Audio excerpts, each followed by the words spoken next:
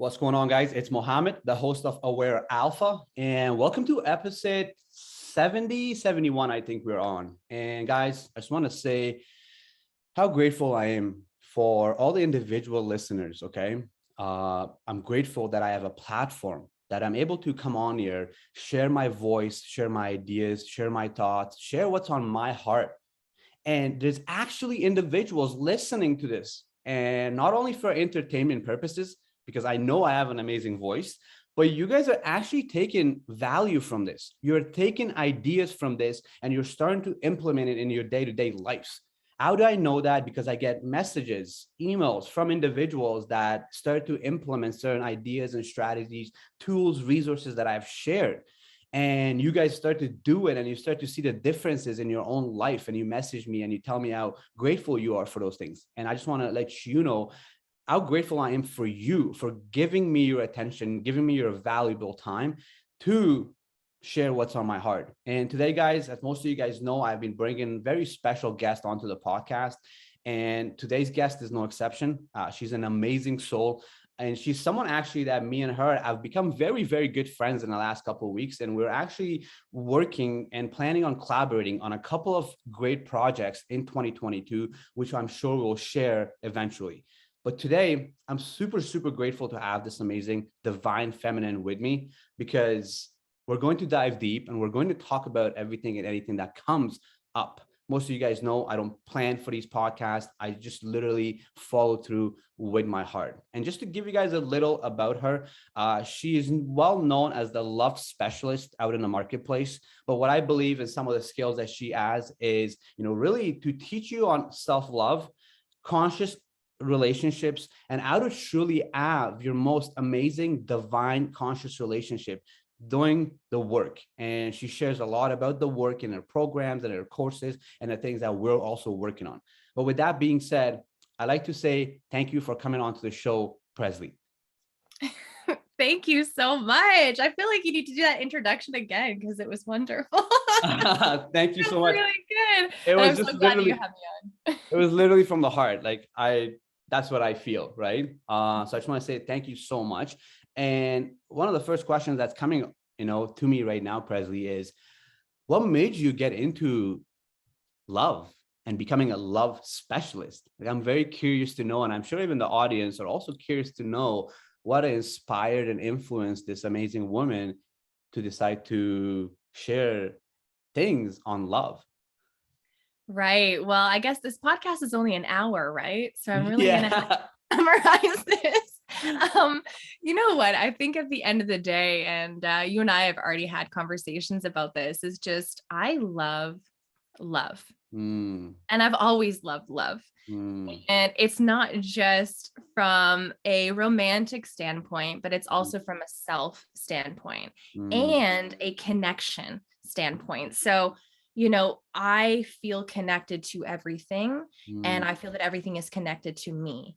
And, the deeper that I dive into myself, the deeper I'm able to have, extraordinary relationships, intimate relationships. And, I think everything in your life stems from when you started as a child, but I'm sure that we'll get into that for sure. But, at the end of the day, I feel like for myself, I really kind of struggled in romantic love and finding something that was healthy. And what was interesting is I noticed that I was constantly searching for this love outside of myself when I was younger. And that turned into toxic, unhealthy relationships. And so I really had to go through a transformative and spiritual process that had me go from within to really build that self-love, that self-trust, that self-acceptance to feel whole from within, to then really allow myself the depth into conscious relationships, conscious coupling, and being able to get into a healthy relationship. That's interesting. And you mentioned, everything starts as a child, right? And I share a lot about this on this podcast. And so so it sounds like you're saying, and we can dive deep on this, is that you had a childhood, obviously, that wasn't, let's say, the ideal childhood, where you didn't receive as much love in a proper way from your family. which led you to when you grew up and you're in your, 20s, getting into your 30s, and you're like, okay, wow, like this is stuff has been going on in my life. I'm getting into these relationships, but I'm not really happy. I'm not satisfied, or they don't go anywhere because you find out that these partners are not your ideal partners. And then eventually it led you to where you're like, maybe it has something to do with me. And then is this how you kind of discovered this, where you're like, okay, maybe I have to like do some work. And then you discovered that, wow, like I gotta love myself. Like if I want to be loved like by a divine king, like in this way, am I loving myself in this way? And I feel like your answer ended up being, no, I don't love myself like the way I expect others to love me.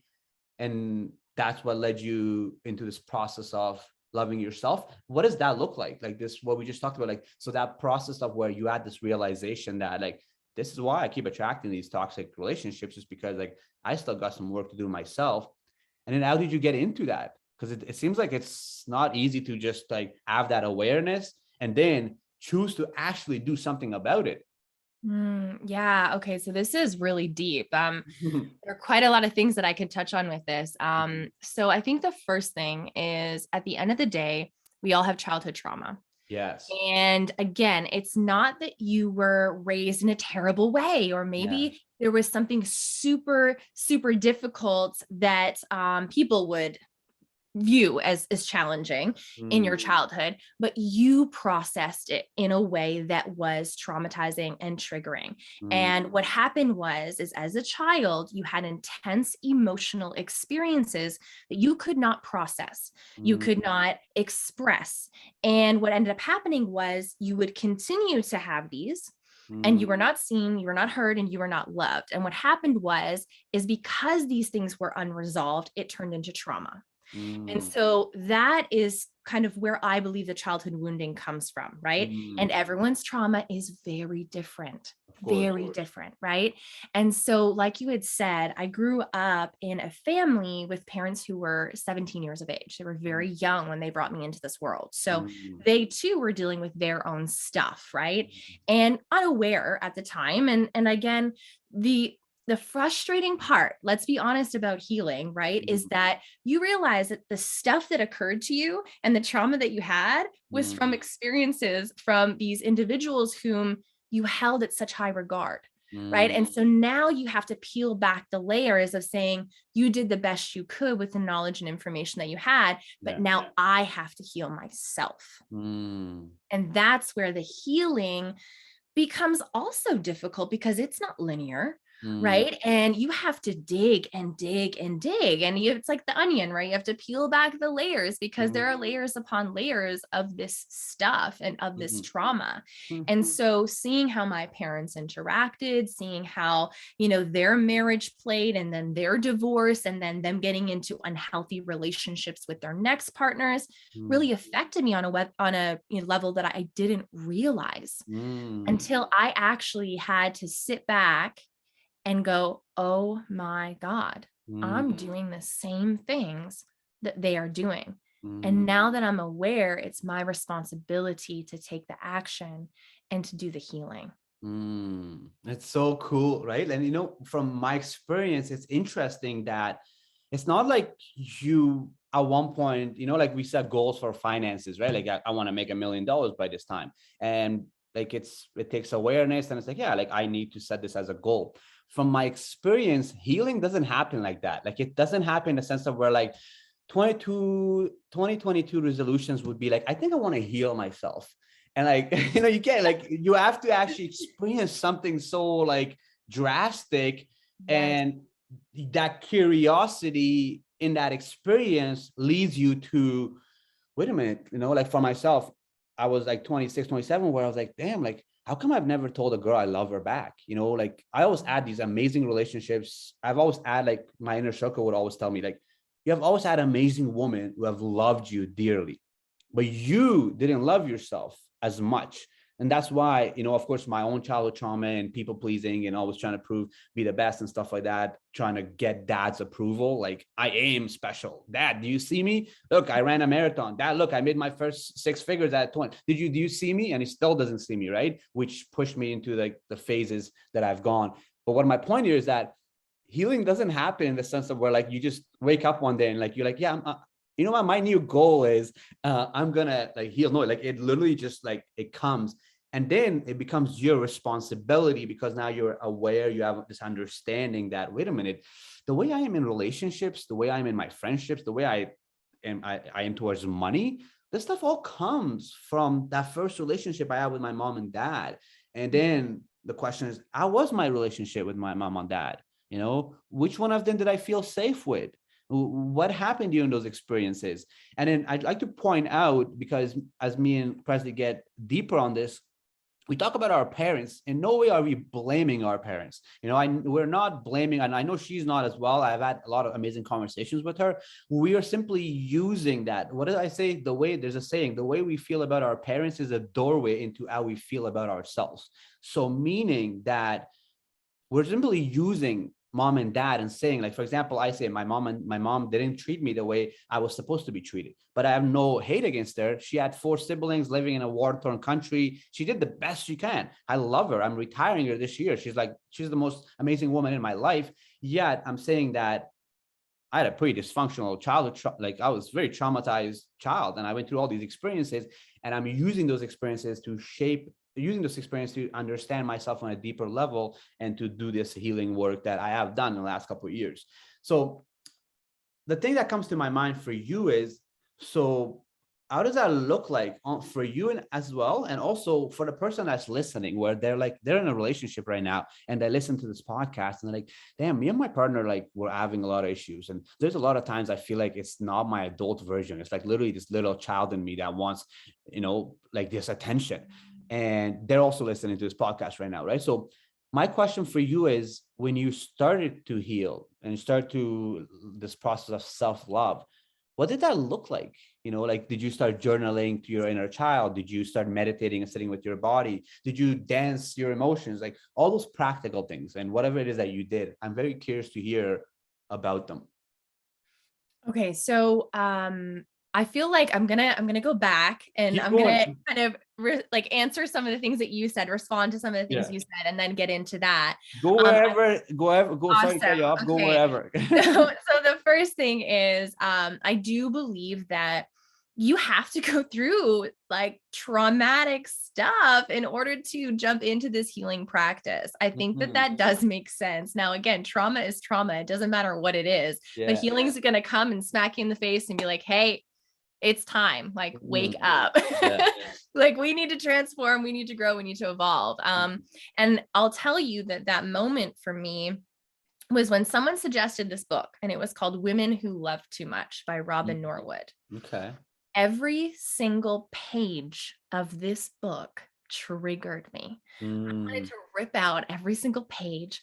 I wanted to send her an email and just say, how dare you say these things? And I realized that it was just taking all of this emotion and bringing it out in me. I was like, whoa, there is some serious truth to this. And when I realized, Presley, it's not the partner's fault, it's yours. Really, I had to sit back with all of this. Like, it was just so confronting, right?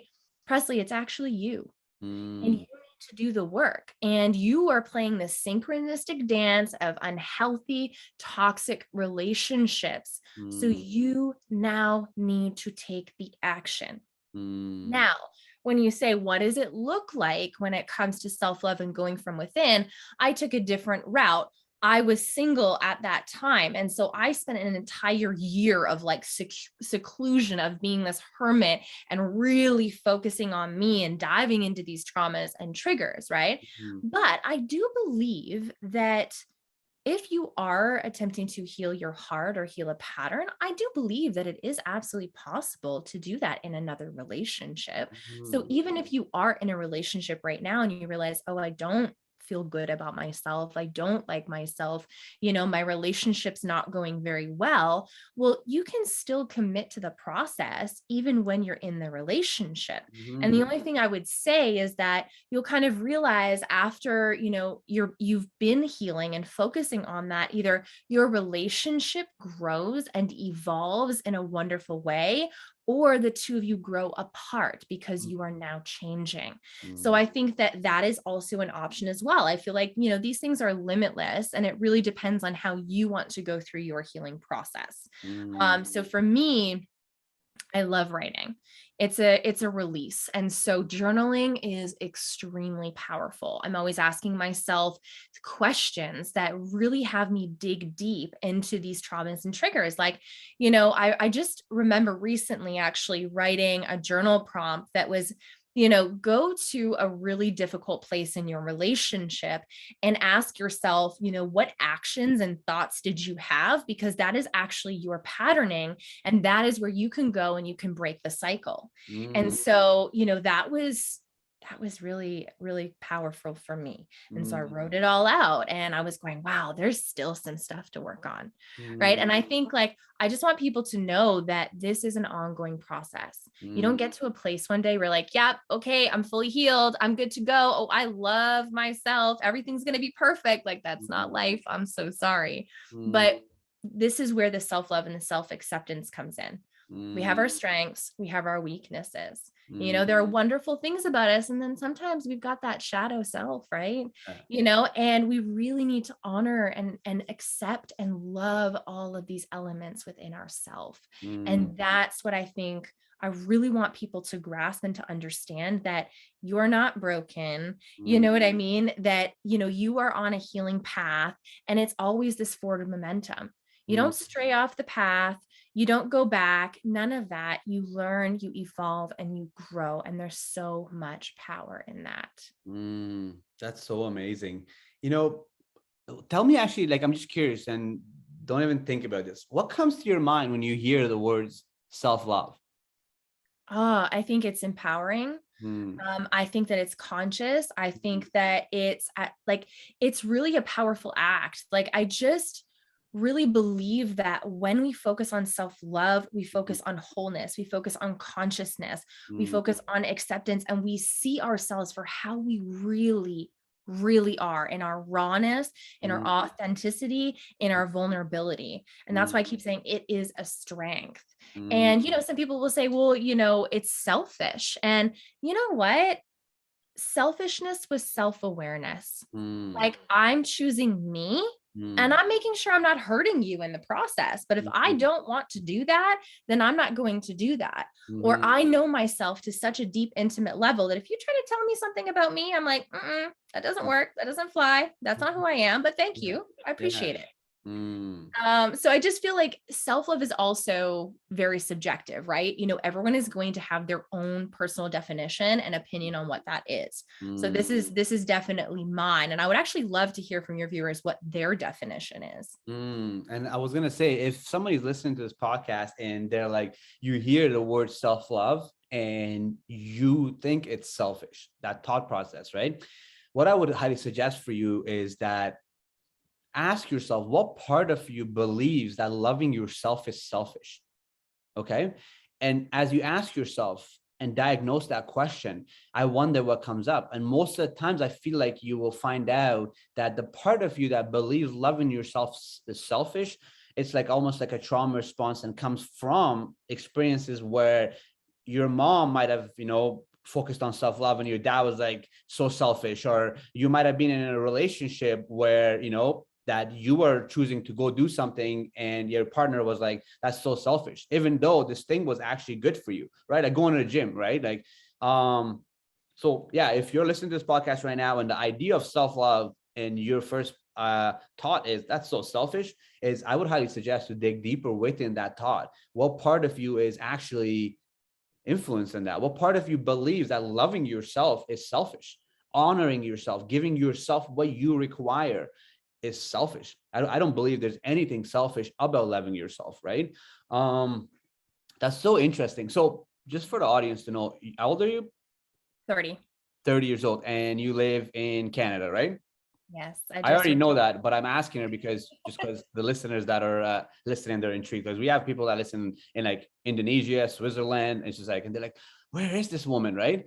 What are your thoughts on meditation in this? And I say it in a sense of using it as a healing tool in this process of, we're learning to love ourselves and learning about things that trigger us in our relationship and trying to become just conscious, self-aware human beings overall, right?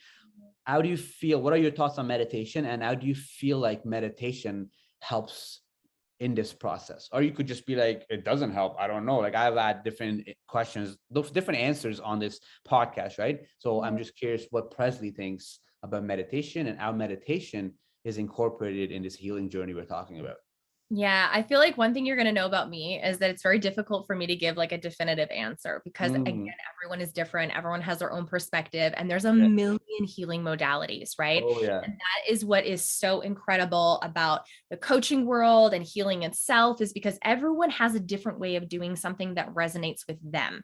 So I definitely encourage you to try all the healing modalities and find what works. I do find personally, meditation is a part of my morning routine. Wake up in the morning, I've got my meditation. Now, meditation can be whatever for you. Really, if you enjoy going to the gym, that could be your meditation. If you enjoy going for a walk, that can be your meditation. For me, I need to sit in a space of silence and of stillness. Now, there may be some days where I'm like, hey, I want a money manifestation meditation, or hey, I want, a loving kindness meditation, and I will dive into that. But I would definitely suggest find something to really focus on and hone in on when you're doing your meditation, or just simply focus on your breaths. But, I do believe that any healing modality is powerful with your process. So, it's hard for me to really give that specific answer. It helped me.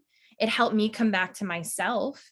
It helped me dive into that inner child and talk to her and communicate with her and sit with her and hold her, which was extremely beneficial. It allows me to peel back the layers because the conscious mind, the ego wants to be like, yeah, everything's great. I'm fine. Da, da, da. And then you get into a meditation, you start bawling and it's like, where did this come from? So again, if you go back to the onion and peeling back the layers, meditation really provides that element to peel back those layers and be with yourself. That's so awesome. I totally agree with that. What's your so I talk a lot about inner child work, right? It's almost like I feel like I need to come out with a program into the marketplace. What do you feel about inner child work? Like how important do you feel like it is? I mean, it's significant because that's where everything started, like we said earlier in the podcast, right? So going back, like, here's the thing with therapy, we're always going back and going back. But the thing is as we go back, we relive it. With coaching, with inner child work, you're going back to rewire, to hold, to see, and to love this child that didn't feel that. So we can move forward with that healing. So it's so beneficial writing letters to that inner child, right? Again, doing that inner child meditation, really connecting with this person, because if we think about relationships, right? Oftentimes we get into difficult situations. Maybe there's a disagreement, there's an argument, there's triggers, there's traumas. That's actually where you need to come back to your inner child. Like, what does she want right now? Like, what do I want right now? Do I need to be heard? Do I need to be seen? Do I need to be loved? And then taking that route of self-soothing first. And then go, am I okay? Do I need something else? And then that's where we kind of sit down with our partner and say, hey, this is how I feel. And this is where this came up for me. So insanely beneficial, incredibly important. And it's definitely a big part of the Love Awakening method as well that I run and I take clients through, because you do have to go there.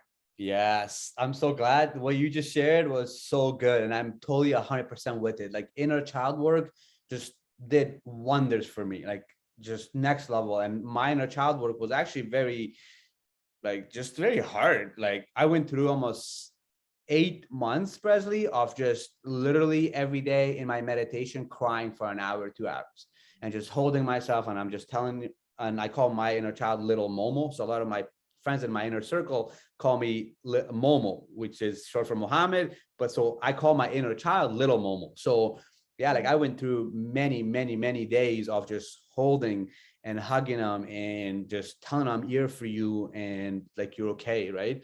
So And like like I'm what very wisdom, like I think that's the beauty of it as well. Like you right now, who you are, like what wisdom would you pass down to that younger self? Like what would you say to your younger self? You mm, know, and there's so much power in that. mm, Because you also realize you've gone through a lot in your life and you've learned and you've grown. And so what could you, you know, give to that little child that mm, really needed that at that time? You yeah. know, it's something to definitely go back and do.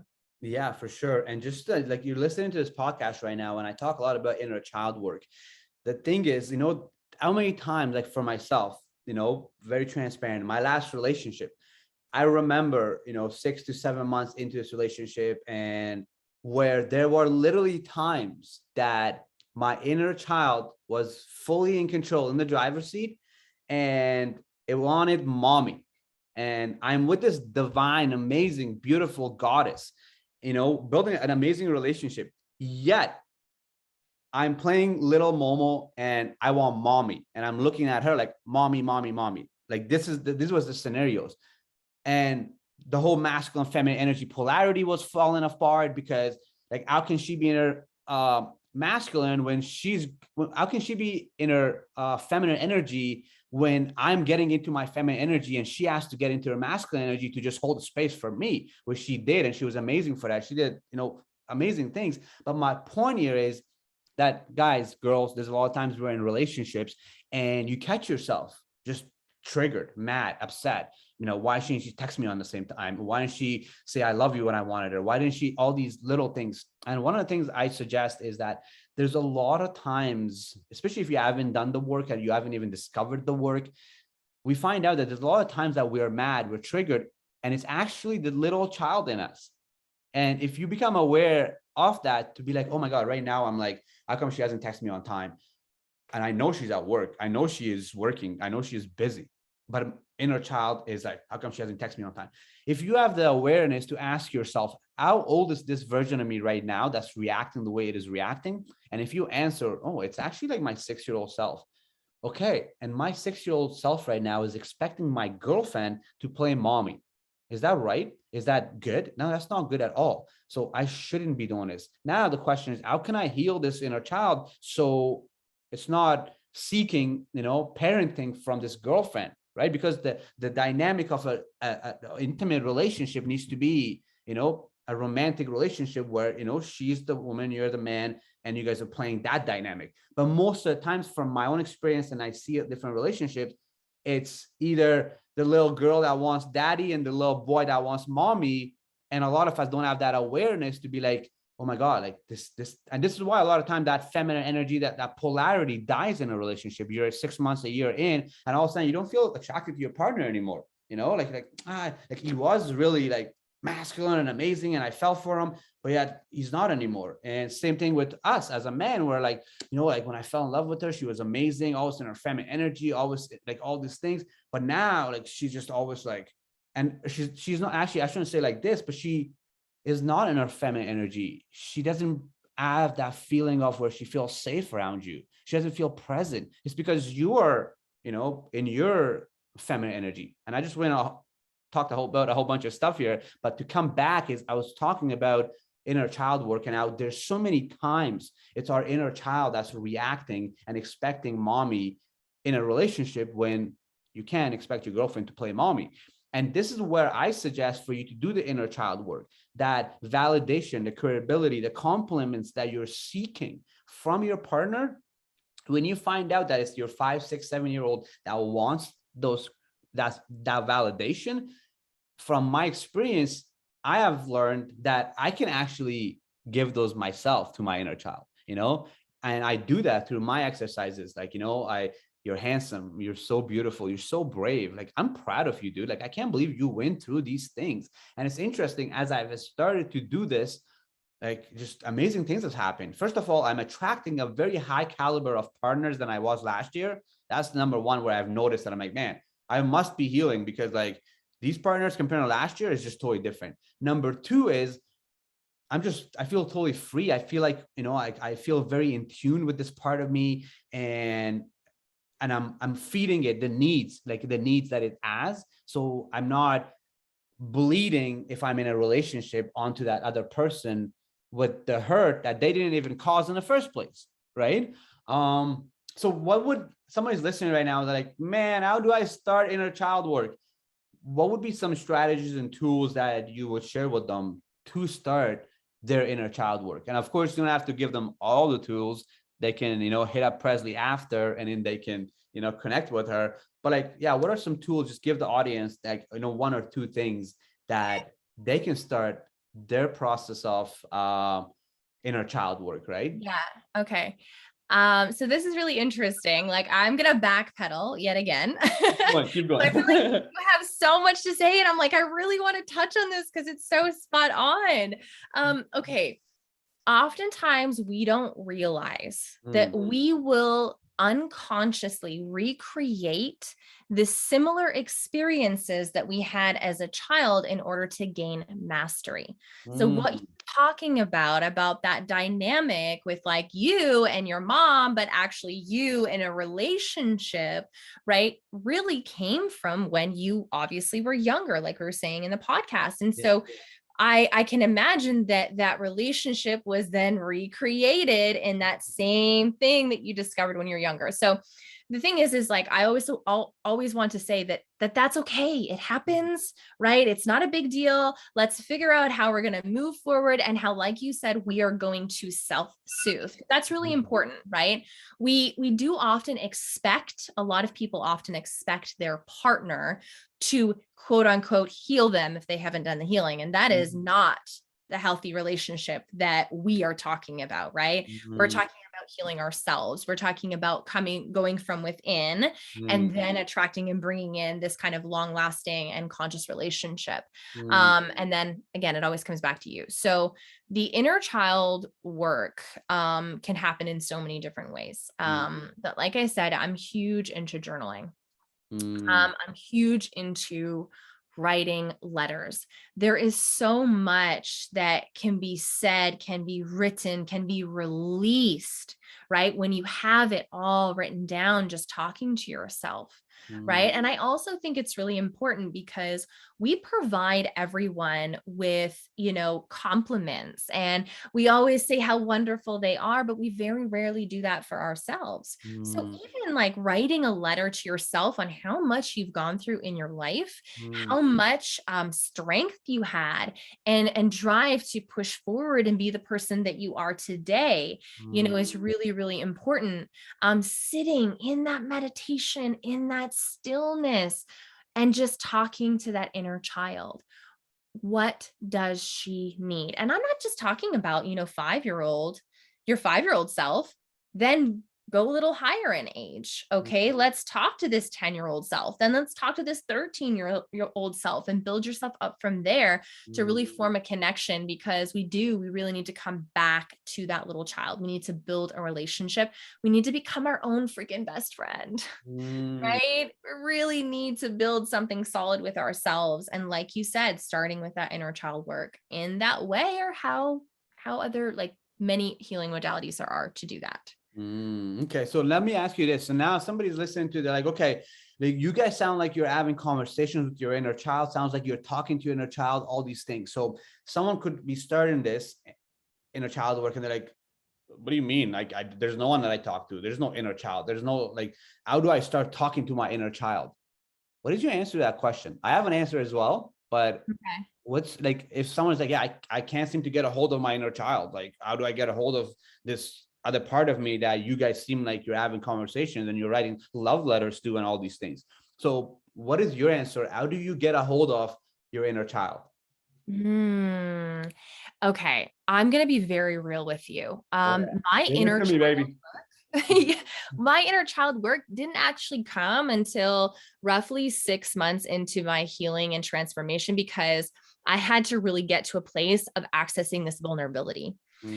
So I honestly would say to you that it may take some time, but you have to continue to try and have access to that person, right? Again, I keep going back to peeling back the layers because that's so real, right? Yeah. And the deeper that we get in our healing process, I feel like the more vulnerable we allow ourselves to become, right? So don't stress right away if you're like, hey, I'm trying to do this and it's not working for me. That's fine.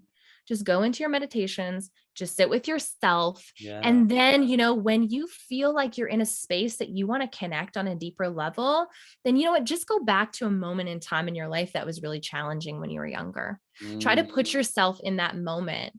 Try to walk through that space. What did you see? What did you feel? What did you hear? And then bring that person that you are now back into that space and talk to that little child and say it's okay and say that you are going to be all right and things to look out for and, you know, things to be happy about and really just consoling that child and then coming out of that space. So, you know, that is definitely an option. But again, don't feel pressured. Take your time during this healing process, and everyone's going to have a different way of going about it. Like, you know, I started my healing process on a physical realm where I started training, I started to work on my body. And then as I started to do that, I realized, okay, my mental is not great. So then I started to work on my mental health. And then after that, it went into my emotional, which was more or less my spiritual. So, you know, mind, body, and soul, someone will start somewhere and then just allow things to unfold and flow as they are really meant to be. Don't push yourself. Don't pressure yourself that you have to meditate in a certain way or your healing has to be in a specific manner. Like that's bullshit. God, are you guys listening? This is free information. Okay. That was amazing. That was beautiful. The way you answered that question was it was awesome. And I will share like the way, like when I get that question, like, how do I talk to my inner child and stuff like that? So from my personal experience, guys, as I learned that there was an inner child, okay, I didn't know this. I was like, oh, there's an inner child. This was in the last year or so. I realized, I'm like, oh, there's an inner child. There's a part of me between ages of 3 to 9. And everything that happened to this person during that time, it shaped me into who I am today. Okay, awesome. Now, how do I get like, you're supposed to start talking to it. You're supposed to start loving it and all those things. So one of the first things I started to do was I started to write love letters to myself. I started to write a letter to my inner child. What happened was the first 30 days, nothing would come up. I literally sit there for 15 minutes and I have a pen in my hand, nothing would come up. And then on the 30th day, things started to come up.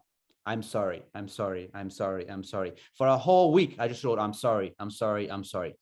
And then tears, crying, just crying and crying. So my point here, I can get deeper onto this, but that's why you got to come to the retreat. Just joking. So I found out and I realized, like, I got to a space where I was like, wow. And of course, my little sister also helped me in the sense of giving me some information because I didn't remember anything. I don't remember anything about my childhood, which can almost give you an idea of how traumatic of a childhood experiences I had. So now what happened was, okay, I'm like, wow, there's a part of me that I need to like get back in touch with.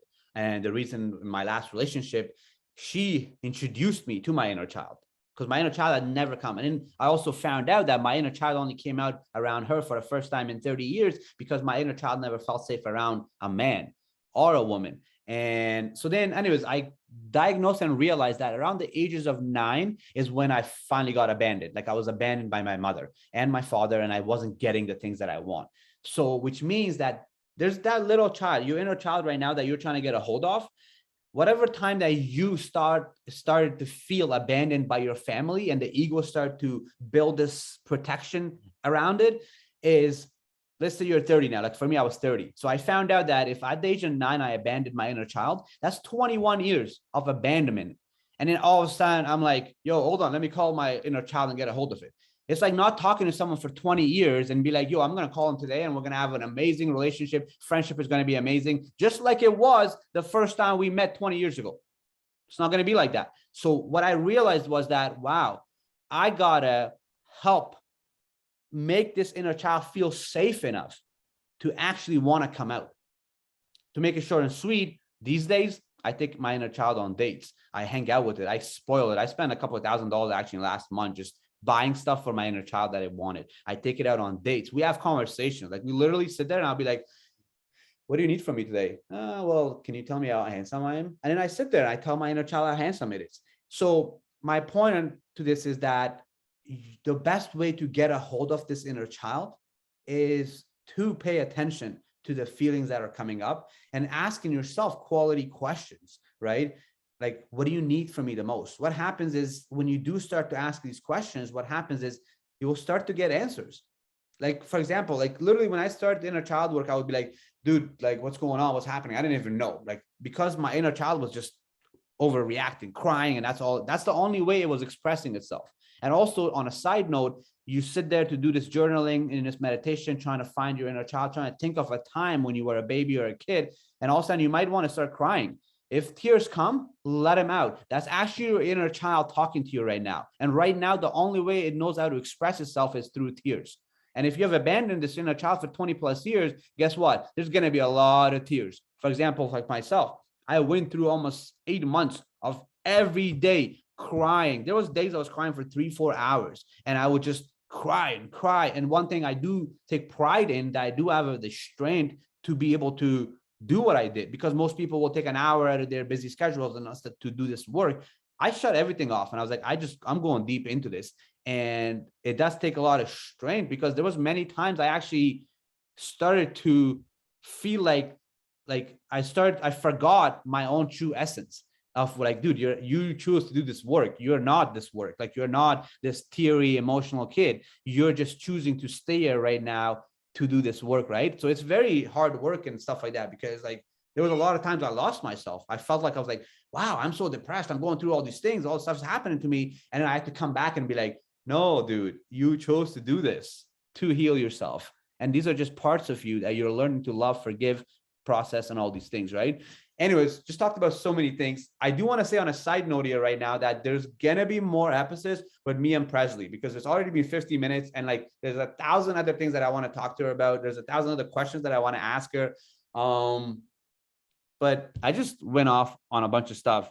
What do you Yes, think you of? did. Yes, you did. Feel free to share whatever Hey, is on your mind. you know what though? I really think a big thing as well is play.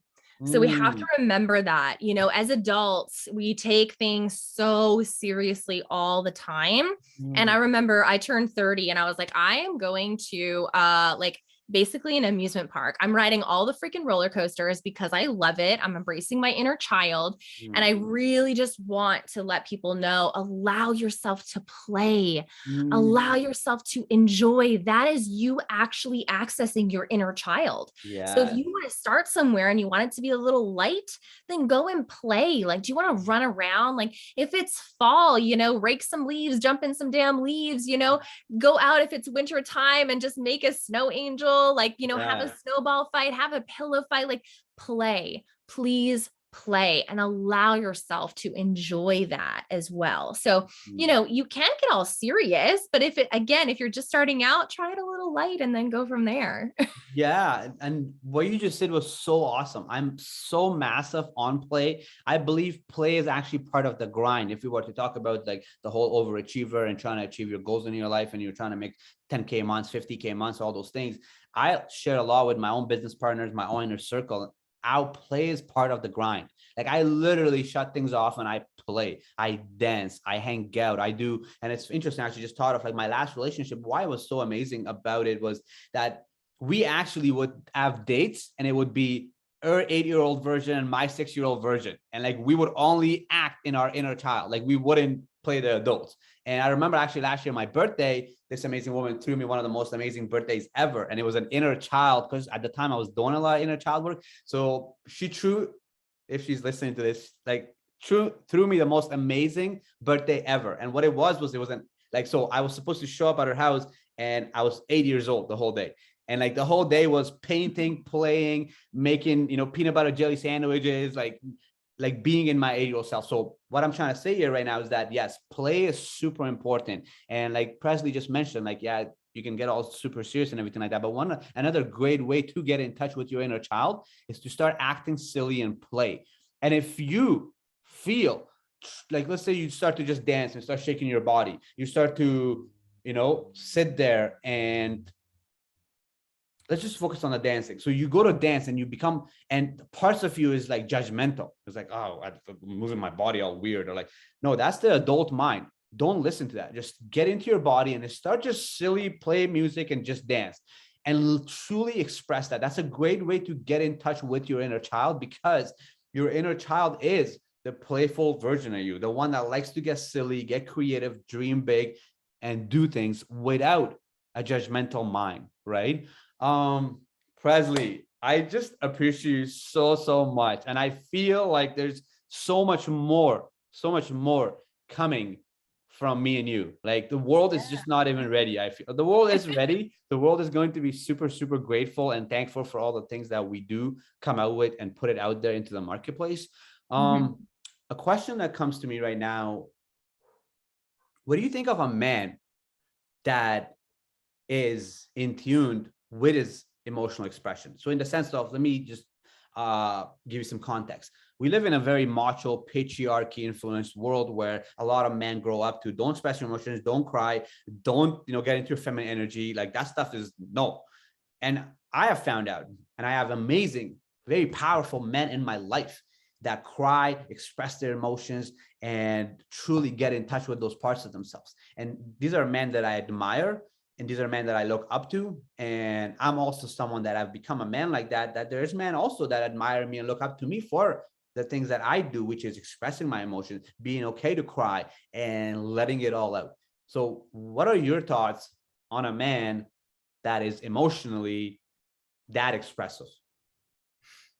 I mean, I think that really when you're into the healing work, when you're into and understand awareness, I feel like that's something that you crave, because there is like that emotional intimacy, which is really important. If you can have that with yourself, then, you should be able to have that with a partner. And I think that that's really powerful. So, if you're asking my personal opinion, I believe that it's extremely beneficial for both parties. And I do believe that we are waking up as a society. And I do believe that a lot more men are working on themselves and doing self-development. And I highly encourage that, because if you want to have a relationship that's conscious and thriving, if you want to be the best man that you can be, then you also need to be able to enter into your feminine energy. There needs to be a balance there, and you need to embrace that side of you, because then you're going to have balance in the relationship. When you can enter into this space of being intimate, being vulnerable, then you provide a level of safety for the woman that you are with. And then she feels open and she feels vulnerable, and you create this absolute depth that's extremely profound that nobody can take away from you.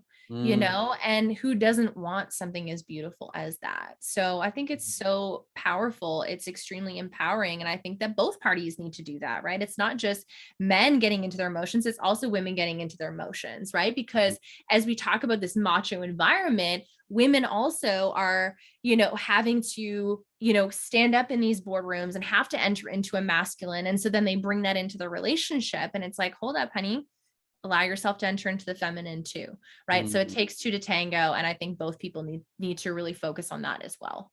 I feel like the world would be such a better place if the men realize that we're the protector and the providers, and we are supposed to, like, the masculine is the rock and the feminine is the river. And this is actually comes from a philosophical yet also a religious influence, in a sense of, so like in Muslim, like Islam, like in the religion, the man is supposed to focus on the finances, right? And the woman is supposed to focus on building the house.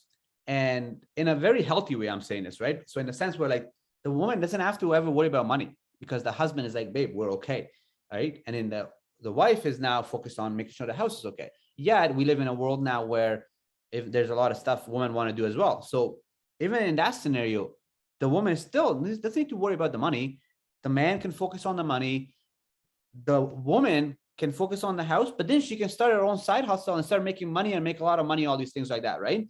So the reason why I'm sharing this is because I feel like even women and men, naturally we're scared to feel our emotions. Okay, we're naturally just like, emotions is like, oh my god, in my emotion. And what I want to finish off here with is that I've had some of my most amazing relationships while being very emotional, in the sense of like opening myself up emotionally.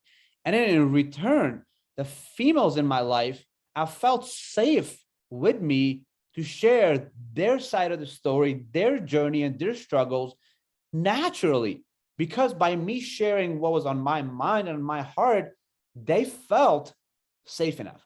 And I'm sharing this with the guys as you listen to this podcast. And this is coming from a guy in his early 20s that had a lot of low surface level sexual experiences. And in the last 2 years, what I want to say is that, and this is coming also from a guy, a lot of listeners know that I never believed in monogamy. Like for the longest time, I experienced open relationships and like, I just wasn't, I didn't think human beings could be monogamous, right? Yet after my last relationship, I'm like the opposite now. I'm like, yo, when the right woman, the right man can truly influence and feel you, like take you to the next level, help you, and what I want to say lastly right now is that I've had some of the best sexual experiences being emotionally in tune with a woman. And it's actually blows my own mind as well as I'm saying this right now, because it's crazy that by being vulnerable and like opening and talking about like my feelings and what bothers me, it builds this web of connection with another person that when you do get sexual with them, it is just next level. It's like a high. And so what I'm trying to say here is that, guys, get in touch with your emotions, pay attention to your emotions. Women are men. And one of the best ways and the fastest ways to get into this work, inner child work, ego work, whatever type of work it is that you're looking to do, because you might be listening to this and you're running a business, your relationship's pretty good, and you feel like, like life is pretty good because you grew up in a family that like mom and dad were okay, mom and dad were together, they're pretty successful, and you're fully good in life right now. But yet there's a part of you that's like, do I have any childhood trauma? Like, how do I find out if there's something going on with me? Well, because there are some times in my relationship, I feel like it could be better. There could be more. So you have this curiosity, but you're like mom and dad were okay with me. I only had a brother and like life was good. My mom there. What I want to tell you is like, if you're that person and you're curious about this work, one of the fastest ways to get to this is by start paying attention. Literally through meditation, start to pay attention for all the things that come up. And as you start to pay attention to all the things that come up, you start to observe those emotions that you weren't observing before. And when you start to pay attention to those feelings and those emotions, that could be a process that could start that journey for you, where you discover that, okay, maybe there was certain things that happened in my childhood as well that influenced me. And I am where I am, where I like to always be busy and not to sit. And I don't like to meditate. And I don't like to do this, right? I just talked about a lot of things and I feel like I could keep going. But my point was, when I was sharing that, is that if you want to have the best sex of your life, guys and girls, from personal experiences, to get in touch with your emotions, to express and be vulnerable and share those kind of experiences with your woman. Emotional intimacy is so powerful. So lastly, Presley, I want to say thank you so much for jumping on the show. I want you to let the people know where they will be able to find you. So, and I'm going to add that stuff in the details section of the podcast. So when they do listen to it and they want to find you, they know where to go. So let the people know where they can find you. Okay, sounds good. Well, thank you so much for having me on. And I hope that you guys enjoyed the episode because, like Mohammed said, there's going to be more to come. So you guys can find me on Love Thrives at Presley. That's my Instagram handle. I just really like to have conversations with people. So, if anything popped out from the podcast, like please just send me a DM. Like I want to talk to you. I want to know what you enjoyed. I want to know, any thoughts or opinions you had on what I said. Also, you can go to PresleyYarrow.com/resources. And you can actually download, I have the 5 keys to conscious love. I have some meditations. I also have a mini training on how to break free from dysfunctional relationship patterns. So definitely check that out. And then if you want to get in contact with me, again, you can book a breakthrough session and we can sit down and just see what's going on and, how it can help serve you to get you the results that you're looking for in your relationship, in love, romantic, self-love. But I just want you to know that I'm here for you. So awesome. Yeah. Thank you so much. And lastly, guys, like I said, the detail section is going to be It's going to be in the detail section where you can find Presley. And I just want to say, like I said, lastly, I thank you so much for jumping on. And my last words, guys, and to set some intentions for you is that I hope you're taking this information and you're truly implementing in your day-to-day life. Presley shared a couple of ways that you can start your inner child work. My intentions are for you to really go pick up a journal and start journaling. My intentions are for you to get curious about meditation and start a meditation practice. My intentions are to get curious about yourself and to decide to dive deep within yourself, to learn more about your emotions and your feelings and everything that's coming up for you. My intentions are for you to make a decision from the moment that you listen to this podcast that you're going to make 2022 the best year of your life. My intentions are for you to find out that you are an amazing being. You're a divine being. You're God's highest form of creation. If you don't believe in God, you're the universe's highest form of creation. You can do or be anything that you want. And lastly, my intentions are for you to take the information out of this, not only for entertainment purposes, but to truly, truly implement it in your day-to-day life. So guys, until next time, stay an aware alpha.